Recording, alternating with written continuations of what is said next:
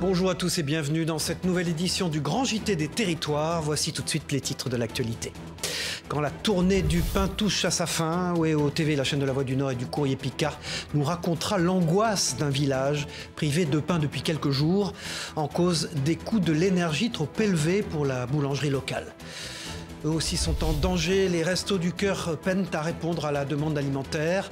Partout en France, le nombre de bénéficiaires augmente en même temps que les coûts d'activité de l'association, comme nous le montreront TBO et 8 Mont-Blanc dans quelques instants. Des raisins chaussés sur des skis. TL7 dans la Loire nous fera découvrir cette drôle de méthode déployée dans une vigne pour le moins pentue, vous le verrez. Et puis en fin de journal, Télé Grenoble nous proposera des images exceptionnelles des falaises du Vercors où était organisé il y a quelques jours un rendez-vous de Highline, une activité sportive où l'équilibre côtoie un panorama extraordinaire. Voilà, mais on débute donc ce journal, je vous le disais, dans les titres avec l'inquiétude qui accompagne la fin de la tournée du pain dans un village de la Somme.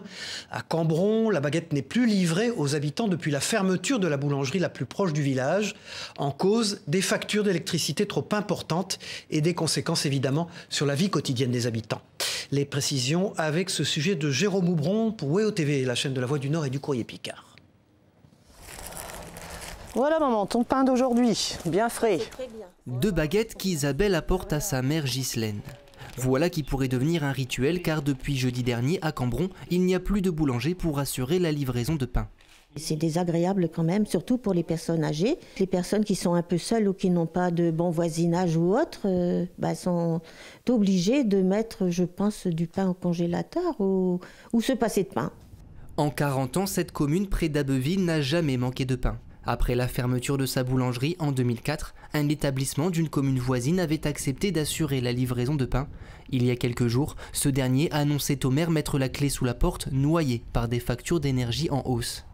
J'ai eu des coups de téléphone, monsieur le maire, débrouillez-vous un petit peu pour nous trouver une boulangerie. C'est vraiment important d'avoir au moins du pain, peut-être pas tous les jours, mais un jour sur deux. Il y a quand même, sur Cambron, il n'y a pas que des jeunes qui ont une voiture, c'est une population vieillissante. Claude est l'ancien boulanger du village. S'il lui arrive d'assurer bien volontiers la livraison de pain de certains habitants, c'est que pour lui, la boulangerie est une affaire de lien. Les gens, ils se côtoyaient en venant chercher leur pain, ils se parlaient, se donnaient des nouvelles du village. S'il y avait quelqu'un de malade ou au pire un décès, on apprenait ça à la boulangerie. Selon la mairie, une boulangerie de Saint-Valery-sur-Somme pourrait bien reprendre la livraison de pain à Cambron dès la semaine prochaine. Voilà, et vous le savez, il n'y a pas que les petits commerces qui peinent à faire face. Les associations sont elles aussi menacées financièrement. Parmi les plus emblématiques d'entre elles, les Restos du Cœur ont annoncé récemment être obligés de réduire le champ de leurs actions. Hausse du nombre de bénéficiaires, inflation et baisse des dons impactent l'activité de l'association créée en 1985 par Coluche. La preuve à Lorient avec ce reportage de Karine Chevrolier pour TBO, la chaîne du groupe Le Télégramme. Bougez pas, je vais vous donner un note en plus. Ça fait 2 points.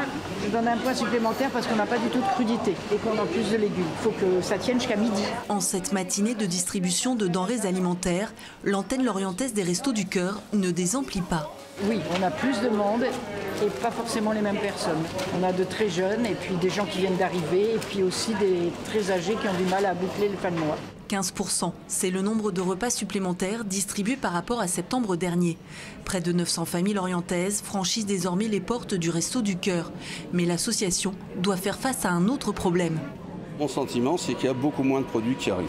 On a beaucoup moins de viande déjà et beaucoup moins de ramasses. Conséquence, les Restos du Cœur prévoient de restreindre le nombre de leurs bénéficiaires. Pour la campagne hivernale, les barèmes d'été plus restrictifs devraient être appliqués. Si les Restos du Cœur sont plus en capacité à distribuer comme ils le font aujourd'hui, ça veut dire qu'on va sortir des gens qui sont en précarité du service qu'on peut leur apporter. On risque aussi d'avoir une démotivation de bénévoles parce que quand vous êtes face à des gens et que vous devez leur dire non en permanence ou limiter ce qu'on pouvait faire avant, ça risque de démotiver les bénévoles.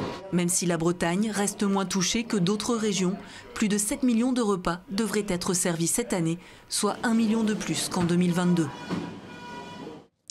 Davantage de repas distribués pour les Restos du Cœur en Savoie également.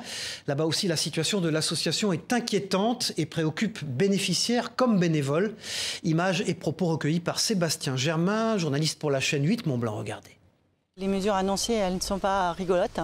Et puis parce qu'on va servir moins de personnes et qu'on servira moins aux personnes qu'on continuera à accueillir. Donc effectivement, beaucoup de tristesse, mais je ne suis pas la seule à penser ça. On est tous très tristes de ces annonces. Vous savez, quand on augmente la facture d'électricité de 10 ou 15%, 20 € d'augmentation sur une facture d'électricité, pour quelqu'un qui n'a déjà pas de quoi finir le mois, c'est catastrophique. Avec 20 €, ces personnes-là, elles se nourrissent. Donc voilà, c'est pour ça qu'on a autant de personnes qui viennent nous voir. Et des personnes qui avant s'en sortaient à peu près. Bon, elles n'étaient pas très riches, mais elles arrivaient à s'en sortir. Maintenant, elles nous disent, avec l'augmentation des factures d'énergie, je n'y arrive plus. Voilà, et sachez que si vous souhaitez aider l'action des Restos du Cœur, vous pouvez faire un don en vous rendant sur le site internet restoducoeur.org et puis également celui de la Banque alimentaire française, c'est banquealimentaire.org.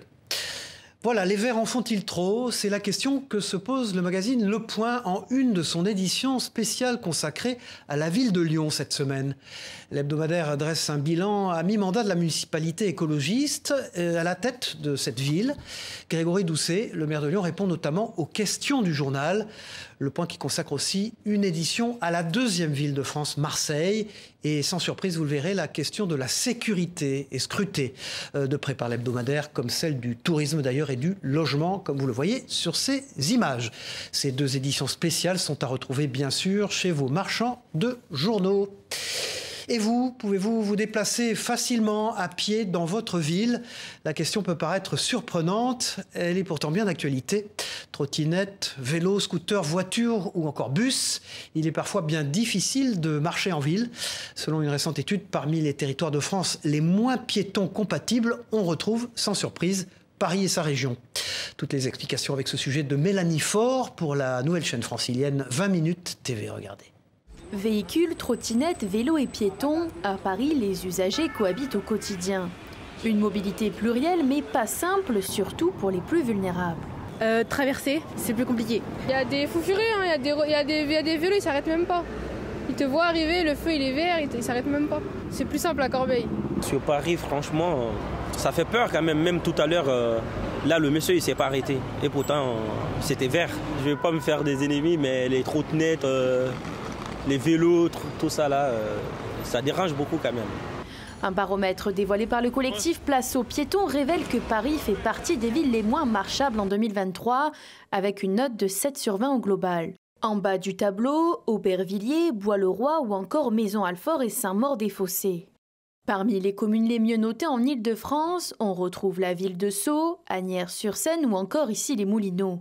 On peut remarquer que plus les métropoles sont importantes et plus il est difficile d'y marcher ou plus les piétons considèrent qu'il est difficile d'y marcher. Des notes de 11, par exemple, sont d'excellentes notes pour les métropoles, qui n'est pas le cas pour des communes plus petites. Qui dit nombreux usages dit davantage de conflits d'usage et problèmes plus complexes à régler. Mais volonté de les régler et de les régler dans le sens où ce sont les piétons qui doivent être les usagers prioritaires de la ville.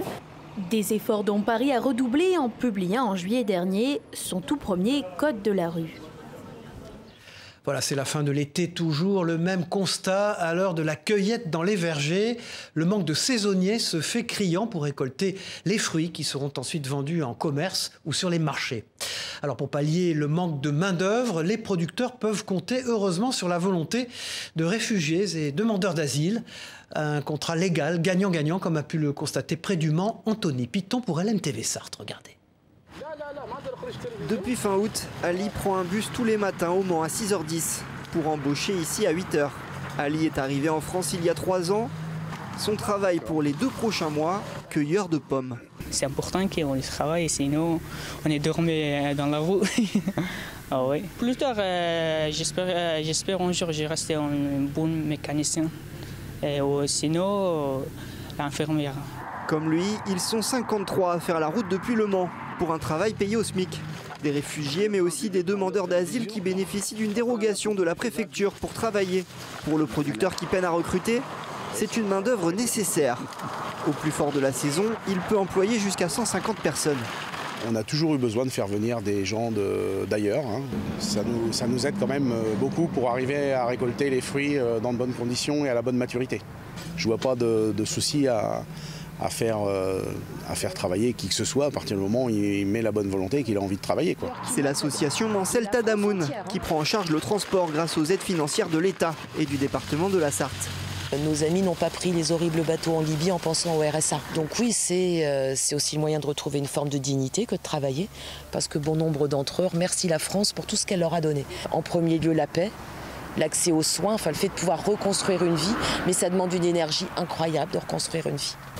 Le travail est assuré jusqu'à la fin de la cueillette, fin octobre, voire début novembre. Des pommiers aux vignes, dans ce journal, restons en extérieur pour découvrir une surprenante technique de vendange dans la Loire, à l'aide de skis, oui, vous avez bien entendu, des skis pour transporter le raisin.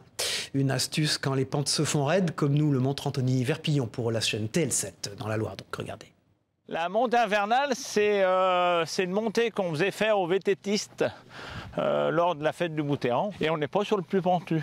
Faire les vendanges chez Jean-Marie et Philippe Vial, ça se mérite. Après avoir avalé les 33% de la première pente, c'est à 45% que les vendangeurs doivent évoluer ce matin.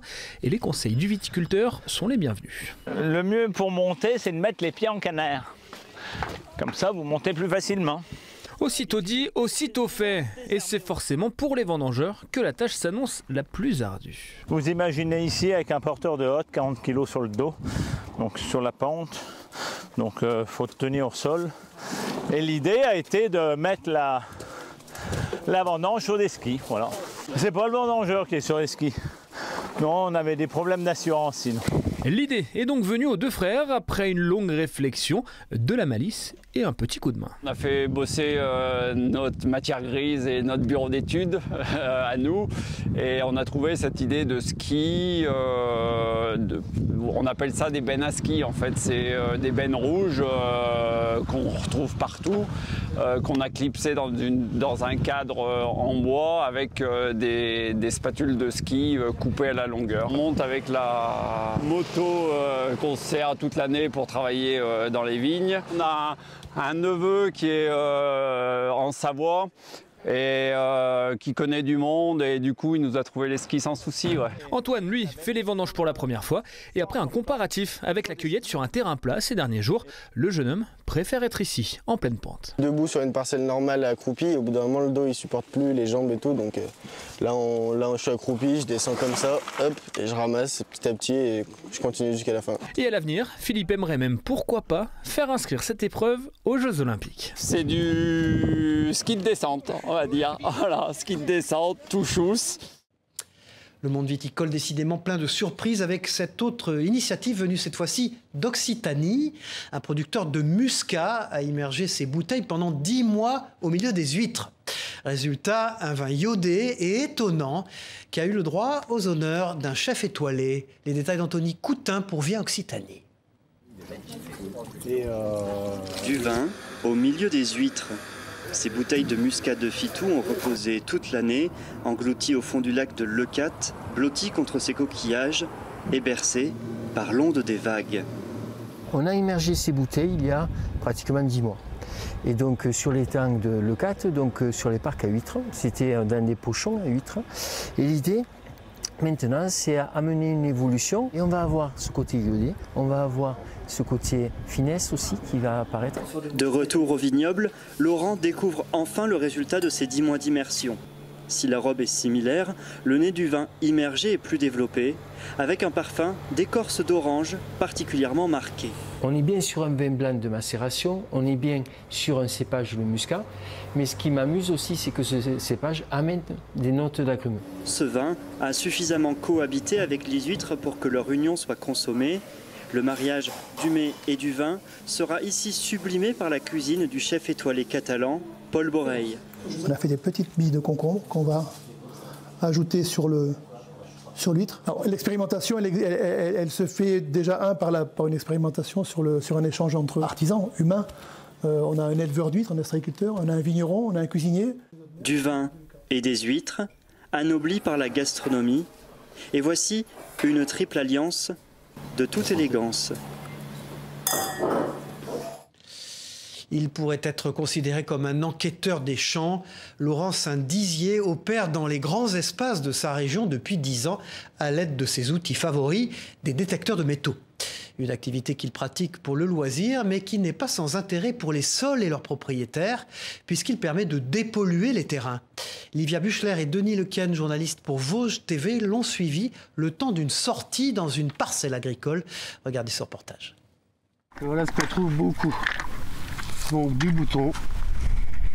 Ça c'est du bouton, des petites bagues quand même on en trouve. Ça c'est toutes des bagues mais sans intérêt quoi, hein. C'est de la bague de pacotille. Et c'est majoritairement dans les champs que Laurent trouve ces objets qu'il conserve dans cette boîte depuis bientôt 10 ans et ses débuts dans la détection de métaux. Chaque semaine, pendant plusieurs heures, il parcourt les terrains agricoles à la recherche de trouvailles bien sûr, mais ce n'est pas le seul objectif. Il y a un aspect très important, donc on dépollue le plomb, l'alu, tous les métaux qui sont dans les champs en fait. Hein. Surtout du plomb, il y en a beaucoup, et de l'alu. On creuse sur les 20 cm, on enlève quasiment tout ce qu'il y a dans les 20 cm. Un loisir bon pour l'environnement, mais qui doit être pratiqué dans les règles. Bon, donc ça ira à la poubelle. Ça c'est de l'alu. Donc ça c'est un casse-croûte qui a été roulé en boule et qui a été jeté là. C'est juste de l'aluminium ça. On a le droit d'aller partout sauf les sites archéologiques. Tout ce qui est site archéologique est lieu de combat en fait, hein. Mais uniquement avec l'autorisation du propriétaire. Quant aux trouvailles, tout objet datant d'avant 1875 ou appartenant aux 2 conflits mondiaux doit être déclaré en mairie et ne peut pas être gardé. Pour le reste, la décision revient au propriétaire du champ qui majoritairement laisse le butin aux détectoristes. Lors de notre tournage, hormis des métaux dédiés au recyclage, Laurent a fait une autre trouvaille. Ça c'est mieux. Ça c'est mieux. C'est une 5 francs Lavrillier, 1947. Bon c'est de l'alu, hein, c'est de l'alu mais c'est sympa. Donc juste après-guerre. Chaque année, en moyenne, cet enquêteur des champs extrait environ 1 tonne de ferraille, 130 kg de cuivre et 100 kg de plomb. Et pour que les sols vosgiens continuent d'être dépollués de cette manière, une antenne vosgienne de la Fédération devrait voir le jour d'ici peu. Allez, ouvrons à présent une page sport dans ce journal avec d'abord cette belle histoire. En pleine Coupe du Monde de rugby, de jeunes joueuses d'un club de Haute-Garonne ont été sélectionnées pour assurer le rôle de ramasseuses de balles lors du match Japon-Samoa qui se tiendra jeudi prochain à Toulouse. Une fierté forcément pour ces joueuses passionnées d'Ovalie. Propos et images recueillies par Manon Van Overbeek pour la Dépêche du Midi.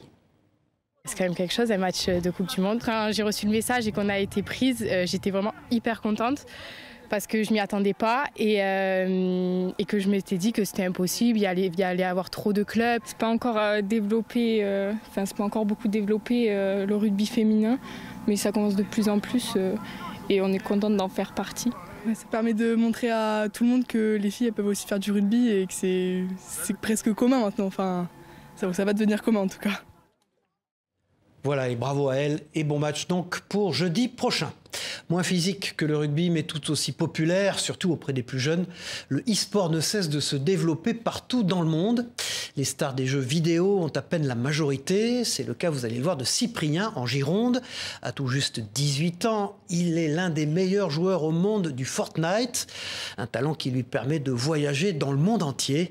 Yvan Branchy de TV7, la chaîne du groupe Sud-Ouest, s'est glissé dans sa chambre le temps d'un entraînement. Rencontre. Vas-y, il y a des mecs, go les poches. Au rythme du clavier, les yeux rivés sur son écran, Cyprien Dumonteil est en plein entraînement. Sa passion, ce célèbre jeu en ligne, une immense bataille où le dernier survivant l'emporte. Sorti en 2017, son succès est immédiat. Et comme beaucoup de jeunes de son âge, l'adolescent tombe sous le charme.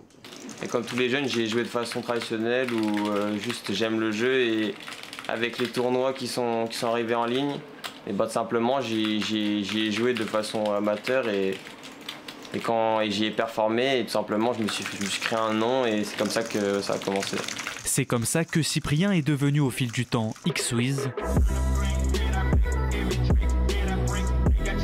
l'un des 20 meilleurs joueurs européens, suivi par plus de 100 000 personnes sur les réseaux. Et à tout juste 18 ans, le jeune homme s'entraîne jusqu'à 10 heures par jour, assis sur sa chaise. Je sais que c'est pas hyper dingue, c'est pour ça que je comprends ça avec du sport, mais ça permet de simplement, premièrement, de respirer et surtout d'avoir en sorte une activité physique parce que je reste tout le temps assis, quoi. Même prendre l'air sans faire d'activité physique, c'est important, mais oui, en soi, c'est hyper important. Et ne vous fiez pas à son apparence. Pour compenser ce mode de vie sédentaire, le joueur suit un programme sportif adapté.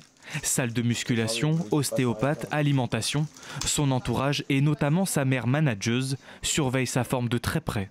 Un joueur professionnel capable d'enchaîner les récompenses durant les tournois.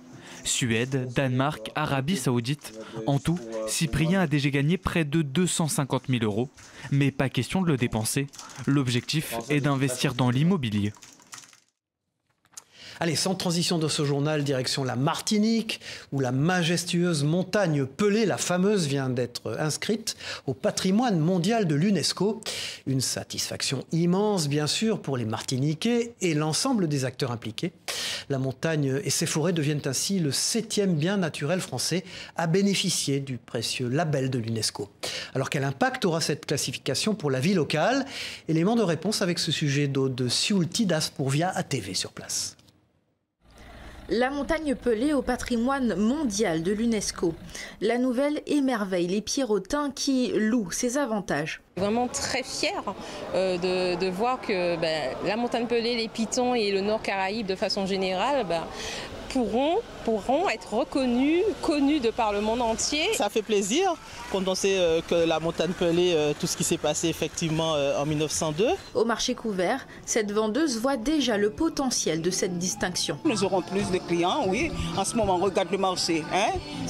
Nous n'avons pas de clients, mais quand même, si la Martinique devient patrimoine mondial de l'UNESCO, alors le monde entier vont venir visiter. La fierté peut se lire sur les visages, mais le travail ne fait que commencer, assure le maire de Saint-Pierre. Il nous faut faire en sorte de prouver que nous sommes prêts à entretenir ce bien, à le valoriser, notamment par la gestion des déchets, des choses qui sont dans le paysage du bien. Et il va falloir qu'on traite ça. Les Martiniquais sont appelés à la responsabilité. Le site de l'Aileron s'est même vu investi de nouveaux marchands. La montagne Pelée, patrimoine mondial de l'UNESCO, est un titre qu'il faudra maintenant honorer selon le maire du Morne Rouge. Nous avons un travail à faire avec l'État pour que, enfin, l'aménagement se réalise. Parce qu'ils vous disent que nous sommes en zone rouge. Si on regarde bien, nous, toutes les communes autour de la montagne Pelée, nous sommes en zone rouge. Ça veut dire qu'on ne fait rien. On ne construit pas, on ne fait rien, on reste là, on attend que les choses se fassent tout seul. Mais non, on va se battre pour faire annuler les freins qui interdisent la progression de l'aménagement qui est attendu depuis plus de 10 ans. La Martinique à l'UNESCO, c'est également le patrimoine de la Yole Ronde, ainsi que le titre réserve de biosphère.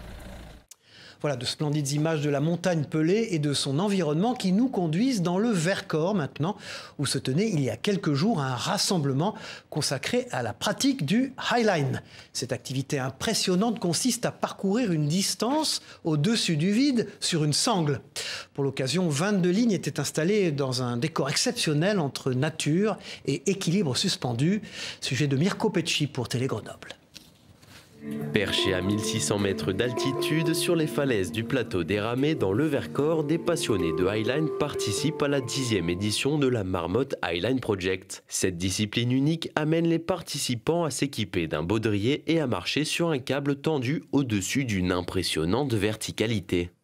C'est un festival à la base de highline, pure highline, c'est l'activité de funambulisme en gros montagne, en gros hauteur. Et ça a commencé il y a 10 ans dans ce spot là-haut, au MHP. L'évolution, elle est incroyable, ça grandit avec le nombre de highlines qui sont installés là-haut, avec le nombre de participants qui vient de... Je pense pour cette édition, on a 18 pays différents. 180 personnes sont venues expérimenter le légendaire emplacement du MHP où 22 highlines ont été mises en place. 30, 100 ou 200 mètres, chaque ligne varie en longueur et en sensation. Les participants ressentent toujours une montée d'adrénaline. Je suis tombé d'abord sur la slackline au sol, entre les arbres. J'ai commencé comme ça et après c'était l'occasion de faire un week-end en montagne, à tester cette activité. Ça m'a vraiment fait peur, mais finalement c'était quand même attrayant. Il y avait un peu ce truc de dire ah ouais, je me lève, la sensation elle est folle. C'est une occasion en fait de découvrir la montagne sous un autre angle et au milieu du vide aussi on a vraiment un panorama exceptionnel. Les bénévoles sont là pour garantir la sécurité de tous en surveillant les installations et le matériel utilisés par les participants. Ils ont reçu une formation pour intervenir en cas de problème dans le but de prévenir tout risque lié au syndrome du harnais. Quand on est inconscient, le poids mort du corps fait qu'on est dans une position qui coupe la circulation sanguine très rapidement. Donc il faut sortir la personne de cette position et la ramener au bord le plus rapidement possible. Le festival offre une opportunité unique de pratiquer cette discipline en communauté. C'est ce rassemblement qui fait du MHP un événement incontournable pour les passionnés de la highline. Voilà, une pratique époustouflante faite de concentration et de silence aussi. Le silence, justement, touristes et visiteurs sont invités à le garder lors de leur balade à canoë sur le delta du Fangou en Corse. Un espace doté d'une riche et incroyable biodiversité et dont vous découvrez quelques images à l'écran grâce à nos partenaires de Télé Paésé sur place. De bien belles images naturelles pour terminer ce journal. Voilà, c'est la fin de cette édition. Merci à tous de nous avoir suivis. On se retrouve très vite pour une nouvelle édition du Grand JT des Territoires. Au revoir.